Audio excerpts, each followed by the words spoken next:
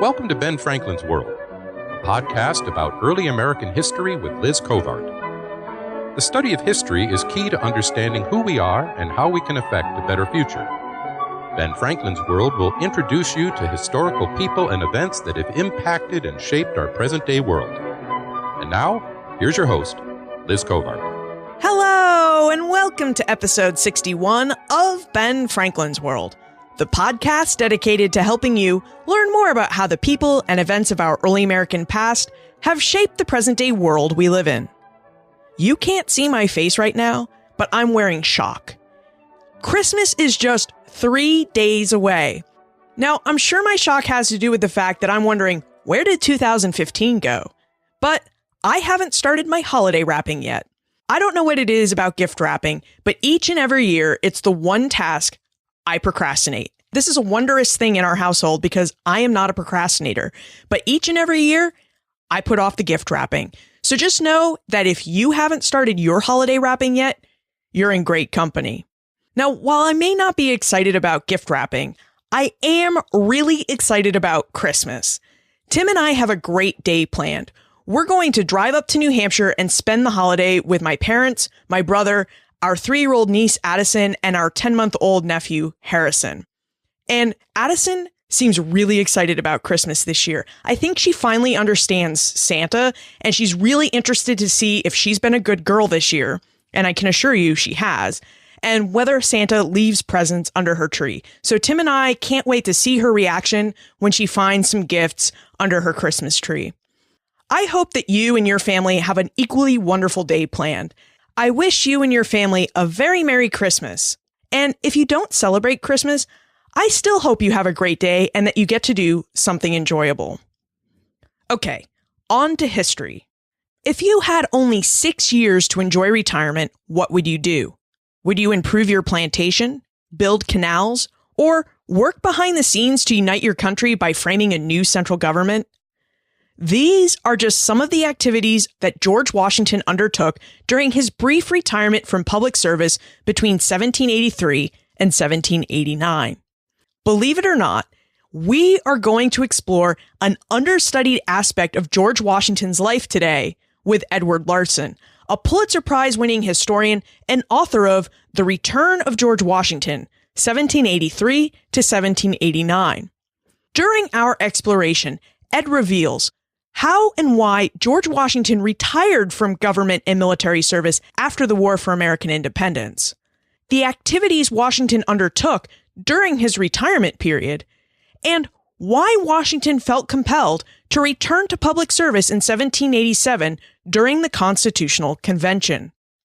But first, if you love this show and would like to help support it, please consider making a contribution to our crowdfunding campaign. Your financial support will help the show continue to sound great, and it will help me expand the offerings and educational opportunities provided by Ben Franklin's World. To learn more, text Support BF World to 33444 or visit benfranklinsworld.com/movement. Thank you very much for your consideration. And now, let's go meet our guest historian. With tidings and wisdom to share about our early American past, here is this week's special guest. Our guest is a professor of history at Pepperdine University. He is the winner of the Pulitzer Prize in History, and today he joins us to discuss his book, The Return of George Washington, 1783 to 1789.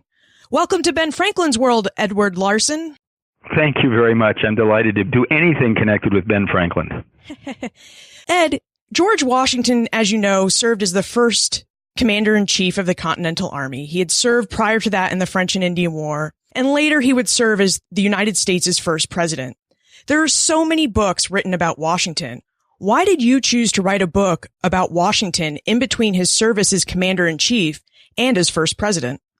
Because no one has written a book about it. You're absolutely right. There are endless books about Washington. They could fill a library. I'm sure one person, when I was introduced, once told me he'd looked up on Google and found out that there were over 20,000 books with George Washington in the title in some way, title or subtitle. But this period, the period between when he steps down as commander-in-chief, or effectively, actually, with the Battle of Yorktown, which effectively ended the Revolutionary War, which was in 1781. The peace treaty was signed in 1783. And there are good works about those 2 years, about Washington winding down the war. There are good books about that. But then he doesn't become president until 1789. And so there's, however you want to count it, there 4, 5, 6 years in this in-between period when Washington retired, as it were, was using his phrase, back to his plantation in Virginia. And those periods tend to get lost, even in the biographies, the multi-volume biographies about George Washington, and there's some excellent ones. This period either gets skipped over, or they talk about Washington as a farmer, as a planter. And that's a great story. Washington was a planter and a farmer, and a very, very imaginative one. And you get to see it during that period, but you also can see it later in his life and earlier in his life. What they leave out is what he was doing as a public citizen during that period. And he was the most famous person in America and a world hero for having freed the colonies. And so I want to probe into that period. I would like for us to look at George Washington's retirement, but before we get to his retirement, we should actually look at the process by which he resigned as commander-in-chief. I mean, that's a really interesting act because Europeans were really surprised when he turned in his resignation to Congress in December 1783, but Americans were not all that surprised. Would you explain why Europeans and Americans held such different views about Washington's resignation? Europeans were surprised because it differed from their experience. Even during the war, the British propagandists, in their letters, articles, broadsheets to the American people saying, why are you revolting against one King George, that is King George III, only to get another King George and King George Washington? They would argue that all rebel leaders become tyrants. That is, they can't give up power. And so they could point to Cromwell in England, who very few could argue didn't have the best of intentions, and yet he can't give up power. Caesar, the various different Roman emperors. Of course, if they could go a few years ahead, they'd have Napoleon as probably the greatest example of all time. Time after time, and more recently, whether it be Lenin or Mao or Castro in Cuba or whoever, rebel leaders have a very difficult time giving up power. And so this surprised them. They thought he would cling to power. Now, Americans did view it somewhat different. Perhaps they were just more naive in the sense that Washington always said he was going to retire. When he first took the job, he said he takes on the soldier, he does not give up the citizen. The Americans were steeped in this Enlightenment idea of sort of the citizen soldier and the citizen who was a leader. That is, you'd go into office and you'd come back out of office. That was something of a colonial norm. And Washington said he'd step down. So when he did step down, certainly the people were delighted. They were pleased that he had done what they expected him to do. But in a way, it is indeed what they expected. And so there's the famous exchange that has gone down in history that one of America's great painters, John Trumbull, was then over in England, and the King of England asked him at an event, says, well, what do you think Washington will do when the war is over? And Trumbull replies, well, he'll step down. And King George, at least that's the way Trumbull reports it, King George says, well, if he does that, he will be the greatest person in the world. That was the different view between what was in Europe and what was in America. What was it about Washington that made him different? Why was he so willing to relinquish power when others would have clung to it? Well, I'm not so sure all Americans would have clung to it. I'm not sure that a Ben Franklin would have clung to it, or a Thomas Jefferson, or even a John Adams. But Washington, like many of the other leaders in the American Revolution, truly had a sense of Republican virtue that springs out of that Enlightenment period. They were children of the Enlightenment, and the Enlightenment had captured, whether you're looking at Montesquieu or Locke, had this notion of the government by the consent of the governed, and that the monarchy is out of fashion, and there's a sense of liberty, individual duty and responsibility. Washington believed those things. He lived in the experience where people would go into the Virginia, either House of Burgesses or the Virginia Council, and serve for a time, but still remain citizens, still remain planters and farmers, that being a political leader had not become their full-time job. It was a place of service. Benjamin Franklin reflected that. And also the resources you'd get. Their wealth, if they had it, was tied to their vocation. So Washington's wealth always came from his plantation and his land ownings. And the better the country was running, the better the state was running, the more profitable the plantation was at the time, and the more profitable the land he held. Benjamin Franklin didn't make, when he held office, made his money as a printer, not in whatever political office he held at the time. And so for their own financial well-beings, and of course you could add that America was a land of economic opportunity, so economically they would probably be better out of office. Certainly that was the case in Washington. His plantation on somewhat played-out tobacco land was tied to his actual presence there and active day-to-day, hands-on management of the place. He could make that plantation profitable. No one else could. His wealth came from the plantation. So you're laying down on philosophical grounds, on economic grounds, on a whole variety of grounds. Retirement simply made more sense and was more reflective of the person. Also, one more addition, Washington always cared greatly about his legacy. How he would be remembered. He cared deeply about, even as a child, he said that was his goal, to make a difference. Again, that's reflective of this period of the Enlightenment where you feel that way. And his legacy was tied to public service, but also stepping down from public service and living out the virtues that he spoke about. Years later, Napoleon would say, when this is all over, Washington is going to be remembered as a hero and I'm going to be remembered as a tyrant. And that was, Washington thought the same way, realized the same way. So again, not only do you add economics and practical effects and basic ideas and virtues, but his long-term reputation was tied to him stepping down. Washington retires on December 23, 1783. What does retirement mean in the late 18th century? What did Washington do now that he's no longer the head of the Continental Army? Of course, the United States didn't have Social Security back then, and it didn't have Medicare. And no one was going to take care of you when you were retired except maybe your children. And Washington had no children. So retirement simply meant shifting focus. Now, he did call it retirement, but it was retirement from military service. He was going to go back and run his plantation. He wasn't going to go down to Florida and play golf and collect Social Security or collect his pension. There were no pensions. His whole economic well-being was tied to making this plantation profitable. So he was simply shifting. For retirement for him simply meant shifting from day-to-day management of the American Army and, in a way, the whole American government, because the Army was the main activity of the government and he had to be a top advisor for the government, shifting to managing his main plantation in Mount Vernon, which by this time was a combination of a variety of nearby farms. So it was actually a very large plantation with, probably 500 or more workers, half of them slaves, and the rest, most of the rest indentured servants, plus a vast array of holdings that he'd acquired on the frontier and upstate New York and in other places. So he had more than a full-time job when he retired. Washington didn't go to Florida to play golf, which probably would have been awkward if he had, since it was owned by the British. But he definitely had some sort of, shall we say, hobbies. And one of those hobbies seemed to be the idea of inland navigation and pushing that cause to being built. Would you tell us about inland navigation and Washington's interests in it?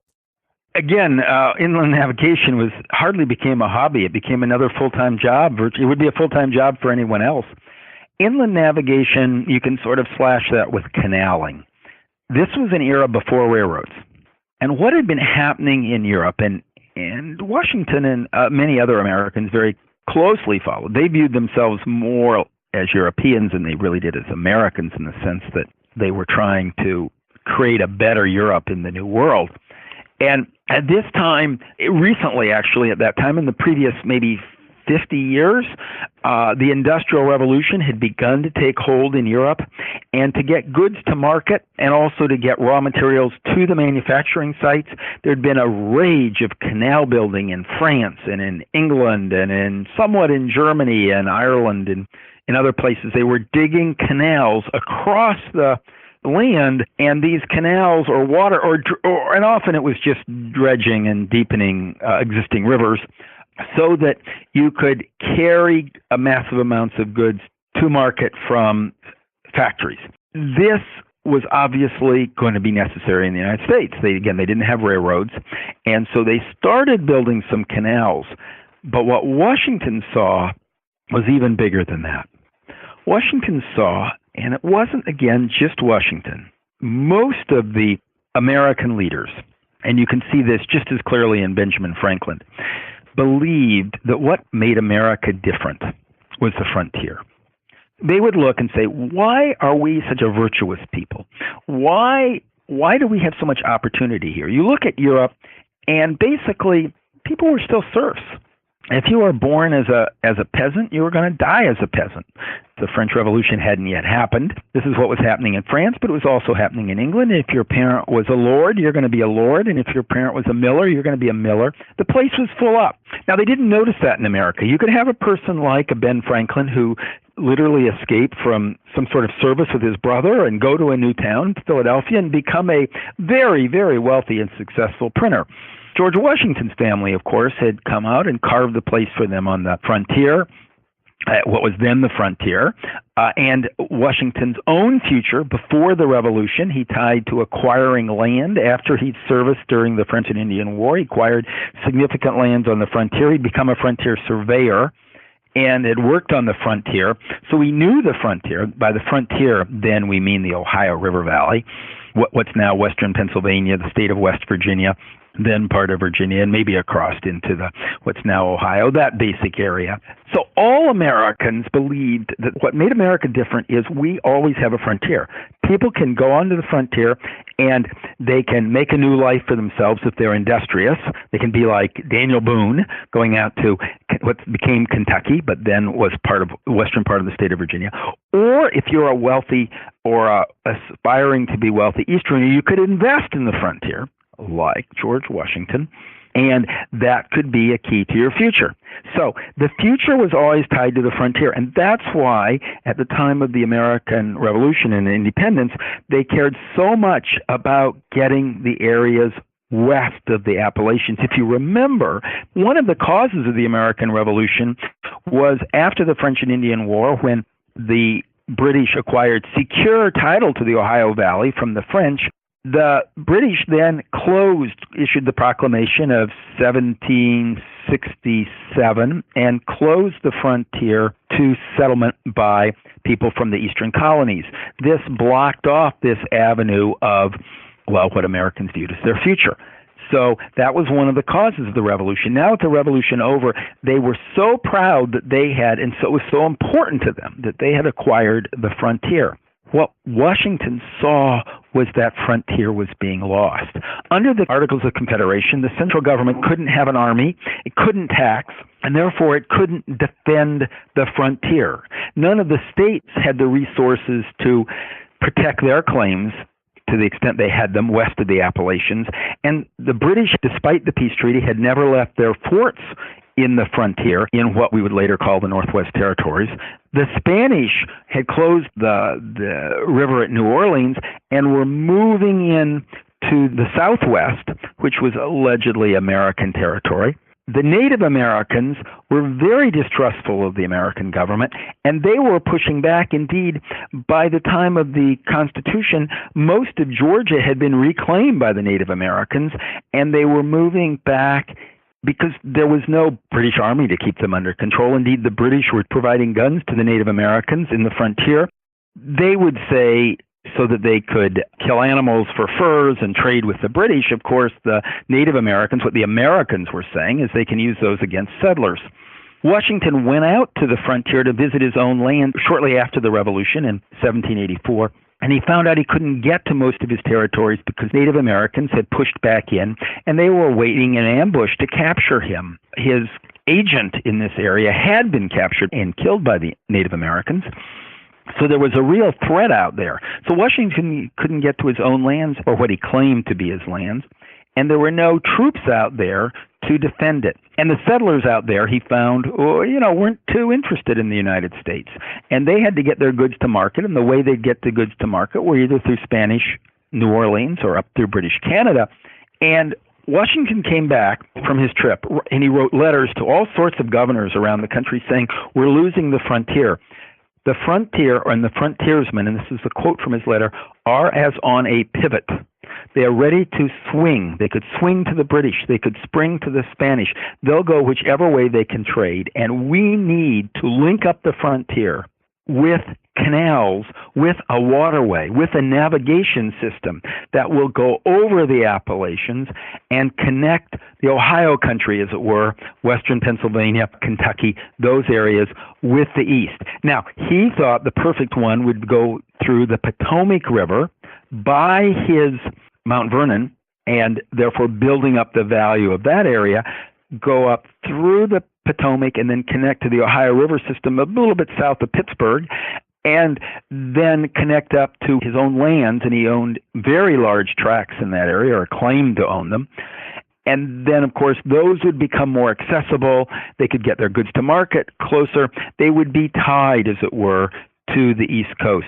So this became his project, building a Potomac navigation system for both personal economic reasons and also nationalistic reasons to link the frontier with the East. And this became a driving passion with him. He worked with the states of Maryland and Virginia, because the Potomac goes along the border, to get a company created, a joint stock company with limited liability for himself. He became president of that company. He hired the workers. He had hundreds of workers either deepening the river or blasting in the rapids to open up waterways, or building bypass canals, some of the larger rapids. Of course, later on, the Erie Canal would be built up in New York, and it would prove a much more successful route, a much more easier route to operate, and that ended up taking a lot of the business from the Potomac Navigation Company. But this became Washington's passion, and he was on the job operating this. So talk about retirement. Not only was he managing a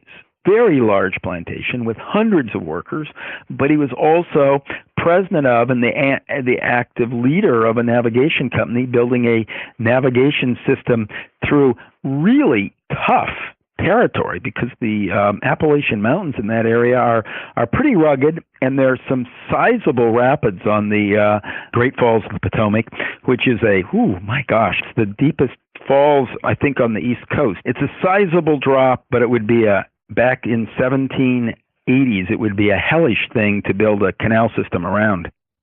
Washington also seemed to have an interest or a passion in politics. Ed mentioned that the Articles of Confederation proved to be a system of government inadequate to the needs of the new United States. And Washington took a keen interest in something called the Annapolis Convention of 1786, which was created to figure out how the United States could better sort out the Articles of Confederation so it would serve its needs. Ed, would you remind us what the Annapolis Convention was and what, if any, role Washington played in the convention? The Annapolis Convention was a follow-up to the Mount Vernon Compact. And the Mount Vernon Compact had been an arrangement between Maryland and Virginia that originally met in Alexandria but moved to Mount Vernon and was directly under Washington's supervision, where the delegates from those two states worked out arrangements of mutual cooperation for navigation of the Potomac and interstate commerce. The important thing to remember is that under the Articles of Confederation, the central government did not have control over interstate commerce. Each state could print its own money, impose its own taxes, impose tariffs on goods passing from from one state to another. The Articles of Confederation was simply a league of friendship, as that's the phrase that's between the states, and a mode for cooperation on foreign affairs. But on domestic affairs, each state went its own way. And so they could build up trade barriers that would effectively prevent there be from a national market economy. And Washington had a large plantation. And of course, he wanted to trade beyond Virginia. He did have a lot of trades overseas, but there were barriers to trade from state to state. And each state was competing against each other state for its own well-being. So the Mount Vernon Compact had broken down a lot of those barriers between Maryland and Virginia. And the inspiration for it was building this navigation system under Washington's guidance up the Potomac. And of course, you had to have joint cooperative rules. You couldn't have Maryland imposing one rules and Virginia another, because then you just couldn't simply work a navigation system, because it was a commercial trade system. So when that had worked, and they realized that by making the pie larger, everyone could profit, the idea was to call a second convention, the one in Annapolis, where all the states could get together and try to break down the barriers, basically make like a common market in Europe, a common market of the states. So they called this convention, but Washington didn't go himself, unlike the earlier one where he moved the Mount Vernon Compact actually from meeting in Alexandria to his home in Mount Vernon.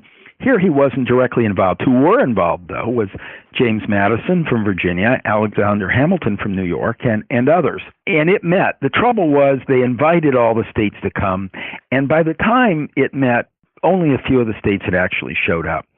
Washington wasn't involved. The people there, especially Hamilton and Madison, realized we don't have enough states present to effectively deal with the problems of interstate commerce. And really our problems are much deeper than interstate commerce. We also need a central government that has the power to tax, to effectively control individuals, to be truly a national government. Interstate commerce is one issue, but there are more. And so rather than to go ahead with this meeting, they adjourned and called on the states to have a larger meeting a year later in Philadelphia, where they could look at all the issues of the government.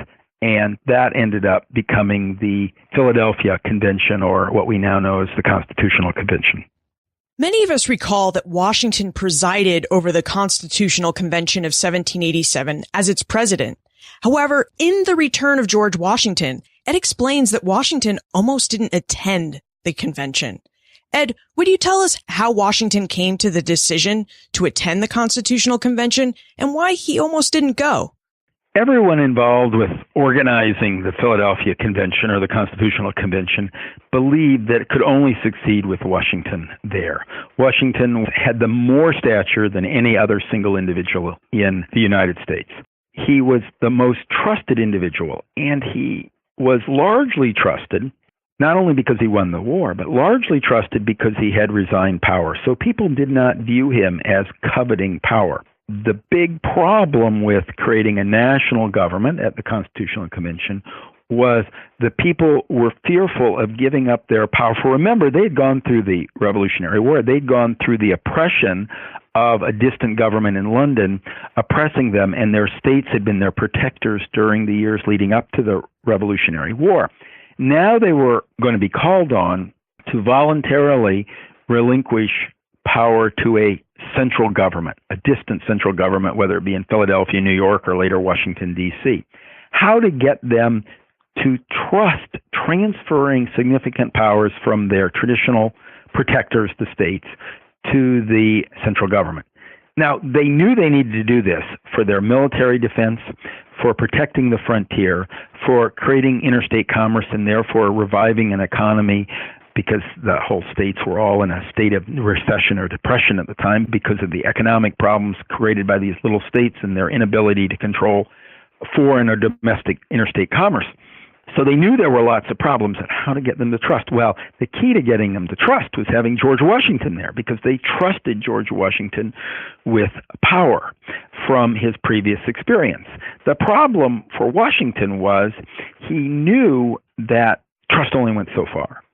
He knew he had a reputation that he wanted to defend and protect. He knew he had a limited amount of political capital. He was convinced that the central government had to be stronger. There was no person who was more prominent in this period during the Confederation. There was no one who was more critical of the Confederation, and no one who was more visibly connected with the idea that we need a stronger central government than George Washington.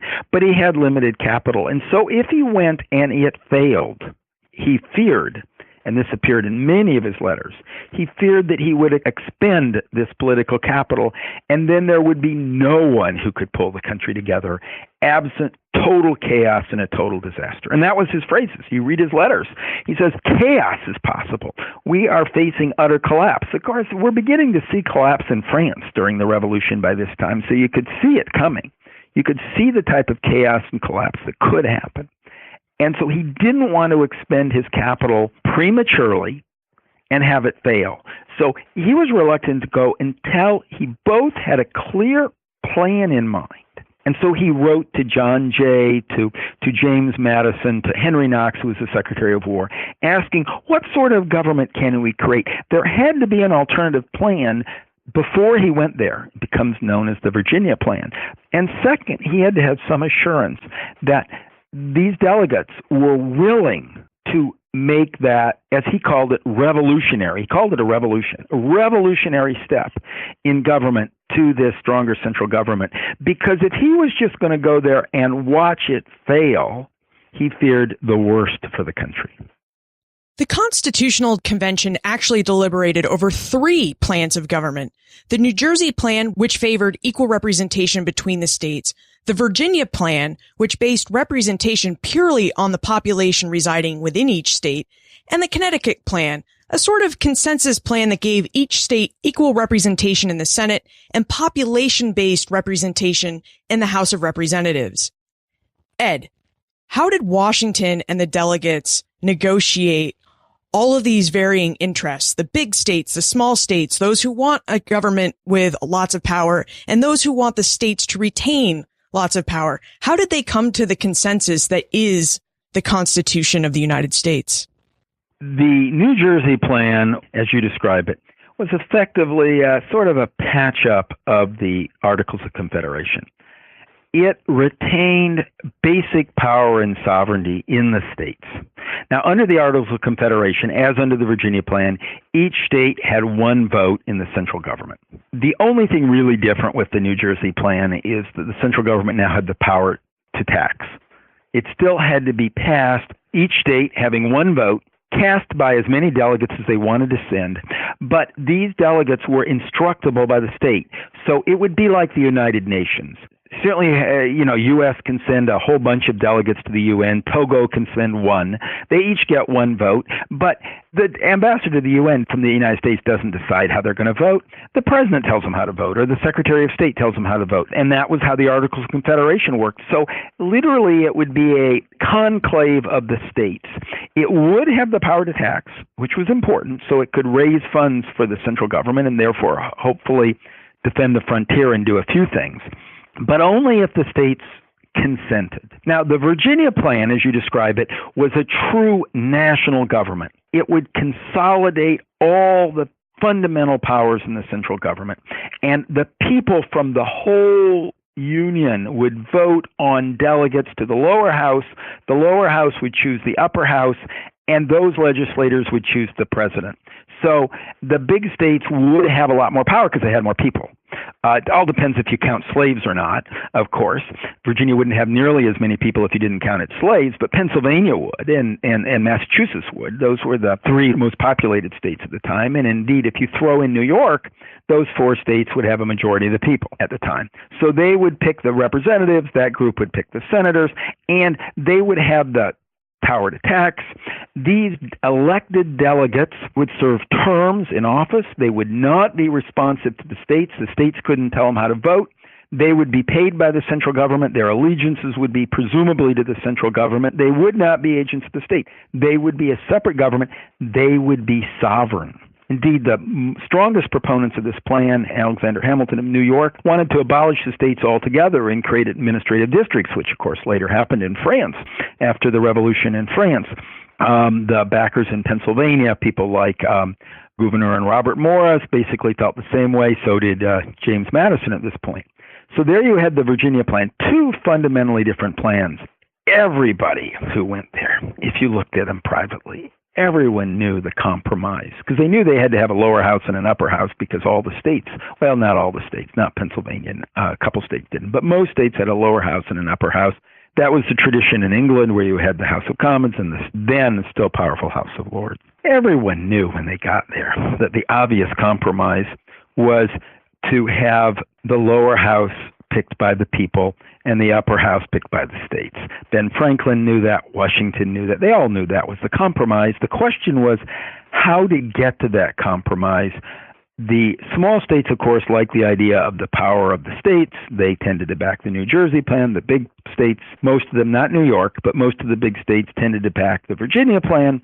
And of course, they're both staking out the most extreme positions, but they all know the ultimate central point is this sort of mixed states in the one, population in the other. And so Ben Franklin is the one who sort of first formulates it, but he passes it on to Roger Sherman of Connecticut because it's better coming from a middle state. And Washington was involved in helping to broker the compromise to that position, even though he was publicly committed to the Virginia plan. He had been one of the authors. We don't know exactly how the Virginia plan was written because it was private meetings when it came out, but Washington, we know, was at every one of those meetings. He never missed one of the meetings, and the earlier genesis of it was James Madison, but James Madison, at the time he was working on it, was actually living at Mount Vernon, staying at Mount Vernon for a couple months with Washington. So Washington was involved with the Virginia plan throughout, but he had been a political general. He had worked out with a smaller army, he had defeated a bigger army by negotiating, by compromising, by keeping people in play, by keeping state militias involved, by being very resourceful. This was the sort of politician he was, and this was a role he played in Philadelphia to help get all the people moving toward a compromise plan that would still effectuate the key things that he thought were necessary.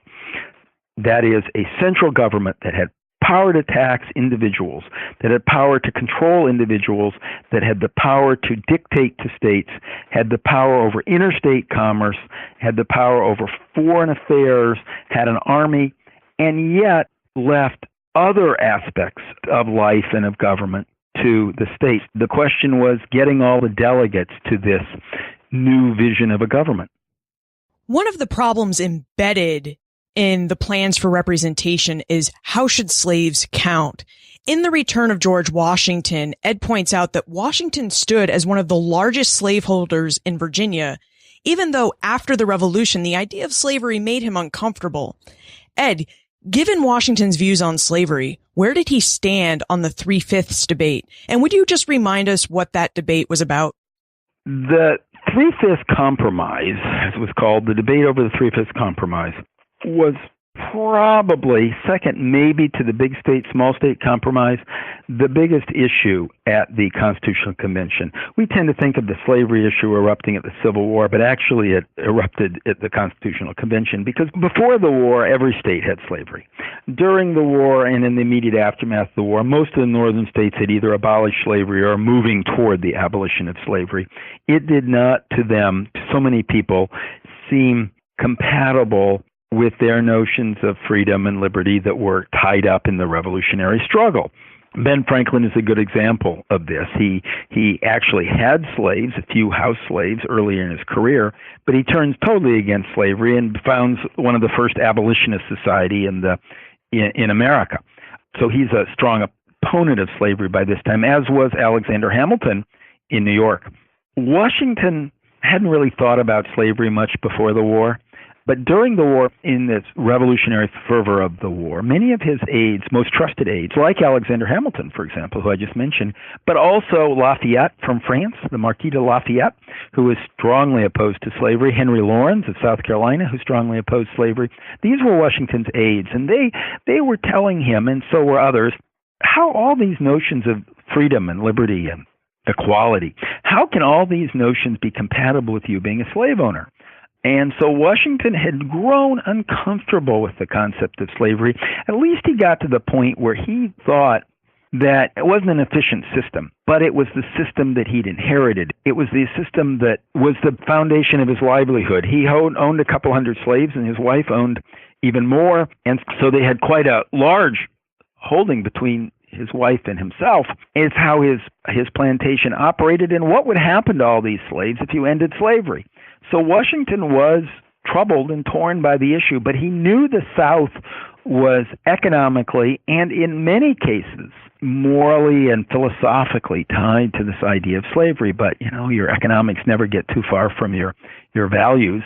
And he knew that the South would not, or he believed that the South would not accept the Constitutional Convention if it gave the power of the central government to somehow abolish slavery or oppose slavery. So he ends up supporting various different provisions that help preserve slavery, such as the Fugitive Slave Clause that directs the central government and empowers the central government to recollect fugitive slaves who leave a slave territory and go off to a free state like a Pennsylvania or a Massachusetts.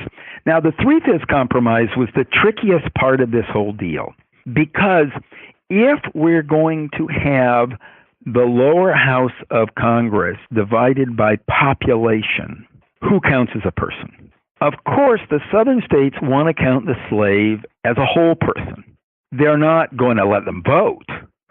Each state has the power to determine who can vote. So some states like New Jersey allow women to vote, for example. Most states don't allow women to vote. But if you're going to count the slaves, of course, since half the people in South Carolina and 40% of the people in Virginia were slaves, you're going to have a lot larger number.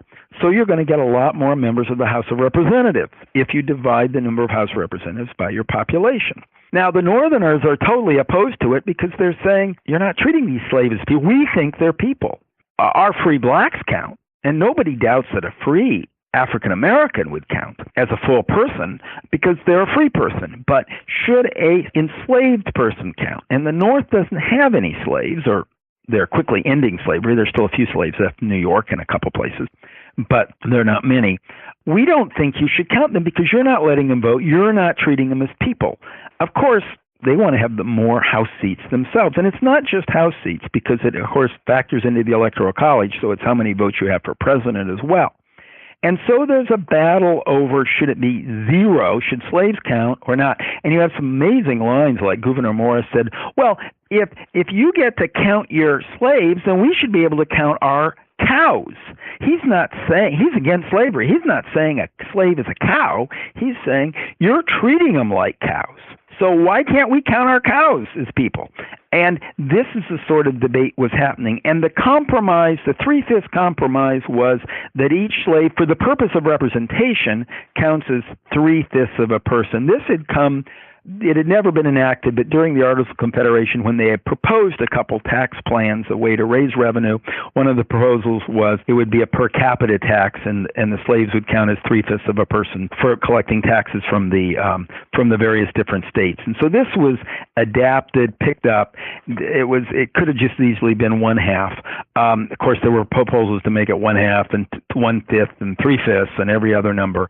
But the compromise that resolved that kept the southern states in, and Washington supported it because he supported all the other provisions dealing with slavery, were to count as 3/5 of a person.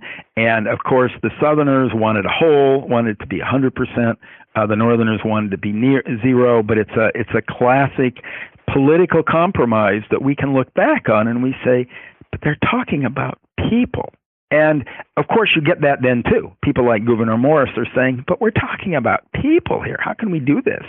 And yet, what did they say? That, when you see legislation being made, like sausage being made, it's a gruesome thing. But this is the way these people were thinking. This was one of the compromises that allowed them to get a constitution that would be accepted both in the North and the South. From the start, Washington believed that if a strong central government was approved of, if they ratified the Constitution, he would be elected the first president.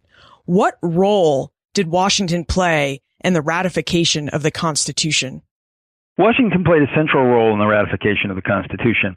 Washington was constantly writing letters to leaders throughout the various states. Of course, he had led the Revolutionary War, and there were soldiers and officers from all the states, and he knew officers throughout. He'd worked with many of the governors.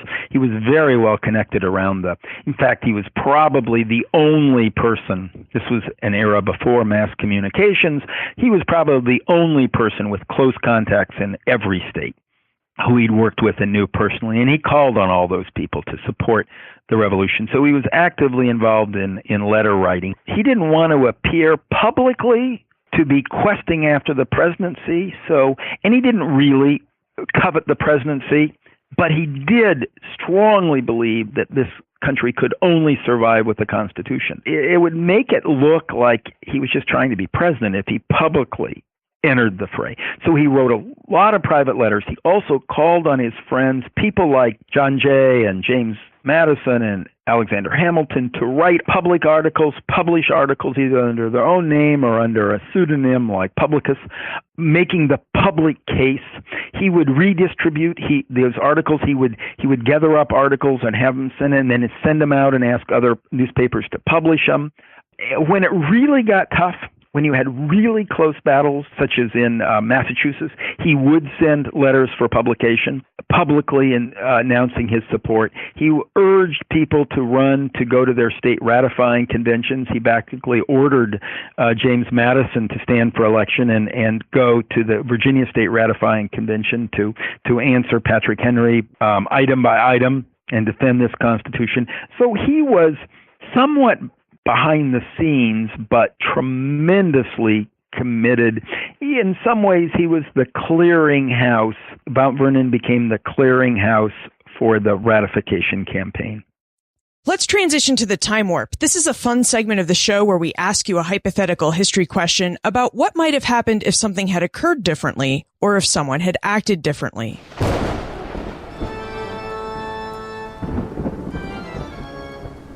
The time warp. Historians can't predict the future, but they can speculate about what might have been. In your opinion, what might have happened if George Washington had opted not to attend the Constitutional Convention? Would the Constitution have been written? What would the structure of the government and the unity of the United States be like today? In the short run, if Washington hadn't attended the Constitutional Convention, it probably would have failed.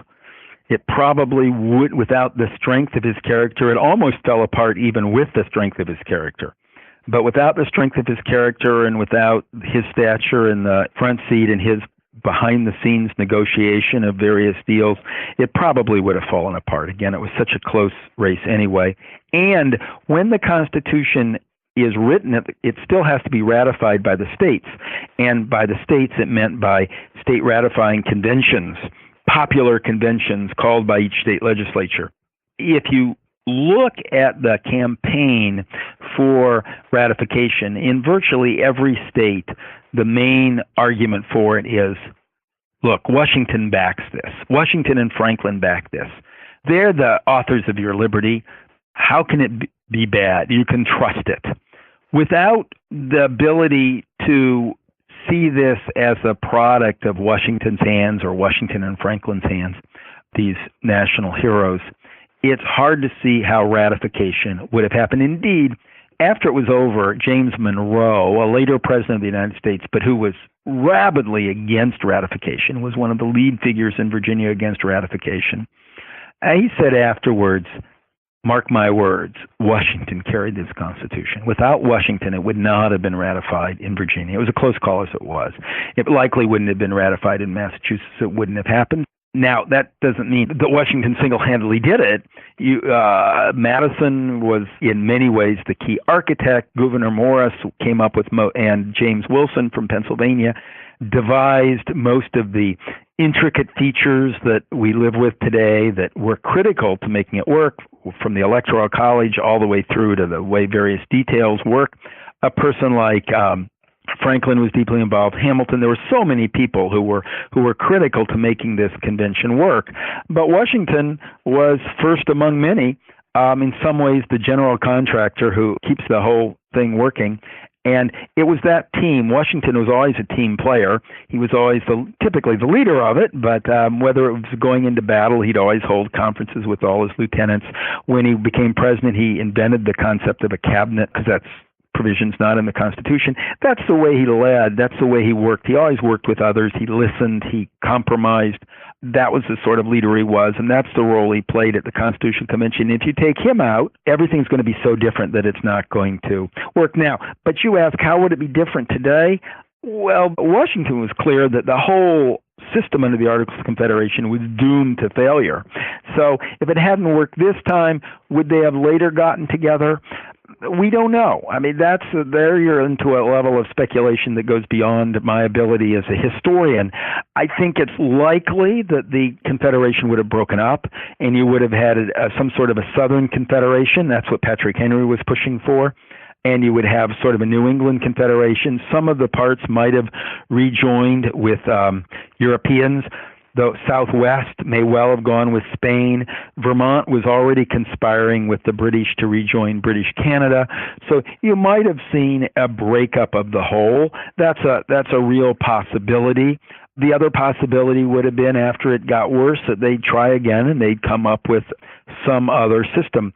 Which of those was more likely? I think probably the breakup, but I'm not sure. You seem to have a strong interest in the early national period. Will your next book cover that period? Probably not. What I tend to do is move around, but I'll be back in the early national period, the late colonial period, the revolutionary period. I just want to probably take a breath here and do one transitional book and then be back. Where is the best place to look for more information about you, your work, and how we can contact you if we have questions? Any of your listeners can, of course, contact me by email. That's the easiest way to get through to me. You can just do Ed Larson, my name, Ed Larson at uga.edu. And that's probably the easiest way if you want to get a message right to me. Thank you so much for letting us into this understudied period of George Washington's life. Well, thank you for having me on the show, and I wish you great fortune with the idea. It's a beautiful concept. George Washington understood retirement in a way that differs from how many of us think about that period of our lives. Of course, as someone who dislikes being idle for too long, I admire his work ethic and visions for the future. Even in retirement, Washington tried to unite his country, whether it was through inland navigation or his substantial activities to reshape the government of the United States. Washington was hard at work. During his work to craft the new government, Washington saw the contradictions of his ideas. How could he help build a country on the foundation of liberty and equality while he and others practiced slavery at home? Conflicting ideas are not easy to face, but Washington rose to the challenge, and after many years of grappling with these ideological contradictions, he decided that he couldn't support the ideas of liberty and equality while also practicing slavery. So as we learned from Douglas Bradburn in episode 33, Washington bequeathed his slaves their freedom upon the death of his wife, Martha.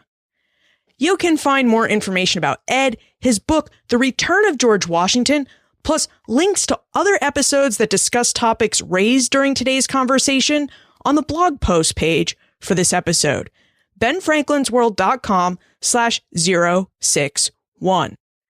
Did you know that Ben Franklin's World has an app, and that app is free? The app is available for both Android and Apple smartphone and tablet devices.